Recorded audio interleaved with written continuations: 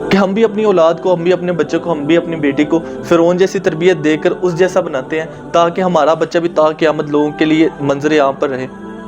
ہم اس کو عبرت کا نشان لیتے ہیں، لیکن ہم یہاں پہ آ کر جو ہم اپنی بچی کو سوشل میڈیا پر تصویریں ویڈیو اپلوڈ کرنے کی اجازت دے کر لوگوں کے لیے نمائش کا ذریعہ بناتے ہیں. حالانکہ عورت کے لیے کیا تھا کہ وہ باہر نکلے تو پردہ کرے. اس کی آواز کا بھی پردہ کہا گیا. اس کو کہا گیا کہ اگر تم نے کسی سے بات کرنی ہے مناسب بات کرو، لہجہ سخت ہو، تاکہ کوئی بھی ایسا بندہ جس کے دل میں ذرہ برابر بھی مرض ہے، بیماری ہے، وہ یہ نہ سمجھ لے کہ کہیں یہ میری طرف مائل ہو رہی ہے. اس لیے کہا کہ لہجہ سخت رکھو، مختصر بات کرو، اور بہت ضروری بات ہو تب کرو. آپ ٹی وی شو دیکھیں، آپ کوئی بھی ایسا پلیٹ فارم دیکھیں جہاں پہ کوئی انٹرویو چل رہا ہے، وہاں پہ دیکھیں کہ کس طرح ہنسی مذاق چل رہی ہے، ہاتھ پہ ہاتھ مارے جا رہے ہیں. نبی اکرم صلی اللہ علیہ وسلم کے پاس ایک شخص آیا، اس نے کہا یا رسول اللہ میری بیوی کسی بھی ہاتھ لگانے والے کا ہاتھ نہیں روکتی. کیا مطلب کہ وہ کوئی بھی بندہ اس کے ساتھ فری ہونا چاہتا ہے، اس کے ساتھ وہ خوش دلی کے ساتھ باتیں کرتی ہے، خوش گپے لگاتی ہے، ہاتھوں پہ ہاتھ مارتی ہے. آپ صلی اللہ علیہ وسلم نے کہا کہ طلقھا، اس کو طلاق دے دو. مطلب اتنا سخت یہ معاملہ ہے کہ اگر کوئی بیوی کسی شخص کی اس طرح لوگوں کے ساتھ فری ہوتی ہے، بات چیت کرتی ہے، تو کہا گیا کہ اس کو چھوڑ دو، طلاق دے دو. اور یہاں پہ شو میں ہسبینڈ وائف کٹھے بیٹھے ہیں اور وائف اینکر کے ساتھ آرام سکون سے مذاق کر رہے ہیں. اگر خامد ہے وہ اینکر فیمیل کے ساتھ اسی طرح ہنسی مذاق کیا جا رہا ہے. غیرت کو مردہ کر دیا، غیرت کو دفن کر دیا. اور ایسے لوگ، ایسی لڑکیاں جب وہ فیمس ہوتے ہیں تو ان سے پوچھا جاتا ہے کہ کتنے آپ کے سبسکرائبر ہیں، کتنے آپ کے فالوورز ہیں، تو وہ بڑے فخر سے کہتے ہیں کہ اتنے ملین ہیں.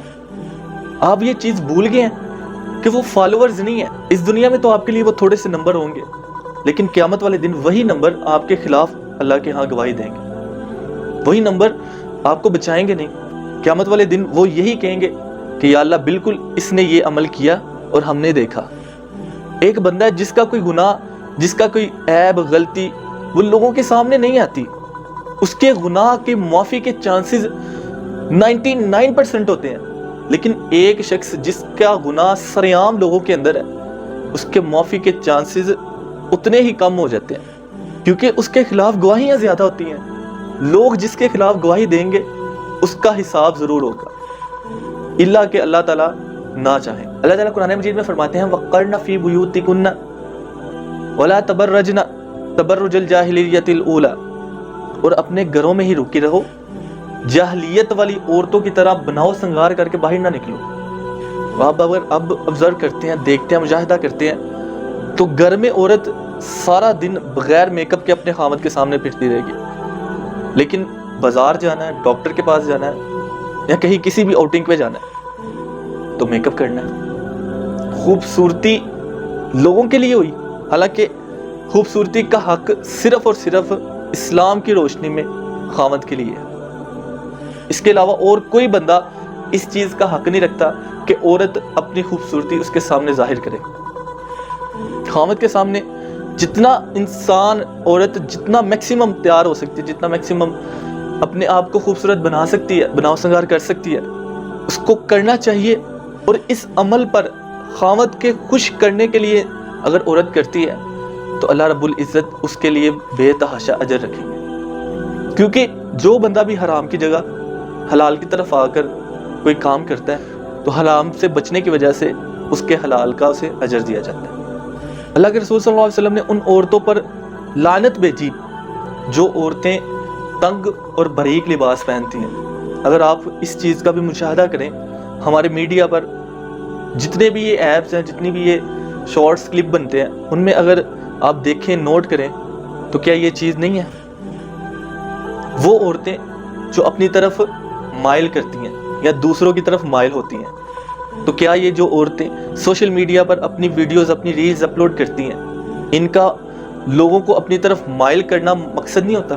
کیا ان کا ویڈیو بنانے کا، اپنا آپ ظاہر کرنے کا یہ مقصد نہیں ہوتا کہ لوگ ہمیں دیکھیں، لوگ ہمیں فالو کریں؟ وہی فالوورز، وہی سارے جو ان کو آج فالو کرتے ہیں، وہی کل کو ان کے خلاف اٹھ کر اللہ کے حضور گواہی دیں گے. اور خوشبو لگانے والی عورت جو آج خوشبوئیں ہر طرف سے ایک عورت گزر جائے تو 5 منٹ تک اس کے پیچھے سے خوشبوئیں آتی رہتی ہیں۔ خوشبو لگانے والی عورت کے بارے میں اللہ کے رسول صلی اللہ علیہ وسلم نے فرمایا قضا و قضا۔ صحابی جو روایت کو بیان کرتے ہیں وہ کہتے ہیں نبی اکرم صلی اللہ علیہ وسلم کے قضا و قضا کہنے کا مطلب یہ ہے کہ وہ عورت زانی ہے۔ آپ خود اندازہ لگا لیں، خود سوچیں کہ جو عورت خوشبو لگا کر جاتی ہے اس کے لیے کتنی سخت وعید ہے، اور جو لوگ منع نہیں کرتے، جو لوگ اس چیز سے روکتے نہیں ہیں، وہ تو خود اس گناہ کے مرتکب ہو رہے ہیں اور اپنی عورتوں کو بھی کر رہے ہیں۔